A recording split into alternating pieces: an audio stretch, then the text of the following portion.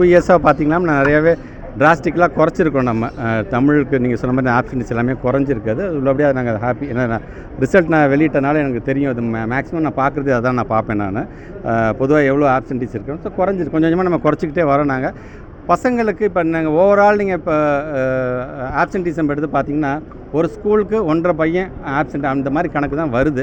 But இருந்தாலும் அது sometimes ரீசனபிளான ஒரு ஆப்சன்டீஸாக கூட இருக்கும். அப்படி இருந்தாலும் அந்த பசங்களையும் எப்படியாச்சும் சப்ளிமெண்ட்ரி எக்ஸாமில் நாங்கள் வந்து எழுத வச்சிடறோம். அது அடுத்த மேக்ஸிமம் யாரும் எஜுகேஷன் சிஸ்டத்தை விட்டு போகாமல் இப்போ பார்த்துருப்பீங்க. நேற்று நம்முடைய மாண்புக்கு தமிழ்நாட்டுடைய முதலமைச்சர் நான் முதல் திட்டத்தில் வெற்றி நிச்சயம் என்கிற அளவுக்கான ஒரு திட்டத்தையும் கொண்டு வந்திருக்கேன். அடுத்த மேக்ஸிமம் பசங்களை பொறுத்த வரைக்கும் எஜுகேஷன் சிஸ்டத்தை விட்டு வெளியில் போகாமல் எங்கே போனாலும் தேடி கண்டுபிடிச்சிடுறாங்க எங்களோட டீச்சர்ஸ்.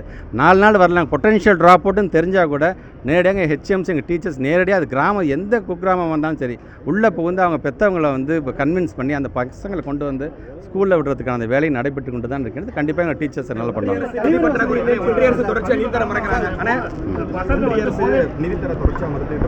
ஆமாம், இந்த ஆண்டும் பார்த்தீங்கன்னா இடத்துல 1800 கோடி ரூபாய் நமக்கு வந்து சாங்ஷன் மட்டும் பண்ணிவிட்டு திருப்பி நீங்கள் கையெழுத்து போட்டால் தான் அந்த பணத்தையும் தருவேன் என்கிற அளவுக்கு தான் இருந்து கொண்டிருக்கிறார்கள்.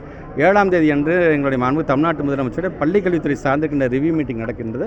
அது சார்ந்த ஒரு நல்ல முடிவை அன்றைக்கு நாங்கள் எடுப்போம். இந்த சென்னையில் நடந்த 2 நாள் கூட்டத்தில் மெயினாக நாங்கள் எடுத்தது பார்த்தீங்கன்னா நான் பேசும்போது அதான் சொன்னேன். மொத்தம் எத்தனை ஸ்கூல்ஸ் இருக்குது, எத்தனை ஸ்கூல்ஸ் இன்ஃப்ராஸ்ட்ரக்சர் தேவைப்படுது, எத்தனை ஸ்கூல் இன்ஃப்ராஸ்ட்ரக்சருக்கான பில்டிங் கட்டப்பட்டு இருக்குது அப்படிங்கிறது வந்து தகவலையும் நாங்கள் எடுத்துருக்கோம். நாங்கள் மொத்தம் எத்தனை கட்டடங்கள் கட்டப்பட்டு வந்து கொண்டு இன்னும் எத்தனை இதுக்குள்ள இப்போ நீங்கள் சொல்லிங்க பார்த்தீங்கன்னா கழிவறைகள் தேவைப்படுகிறது, சுற்றுச்சுவர் தேவைப்படுகிறது, புதுசாக கிளாஸ் ரூம்ஸ் தேவைப்படுகிறதுலாம் சொல்கிறீங்க பார்த்தீங்களா.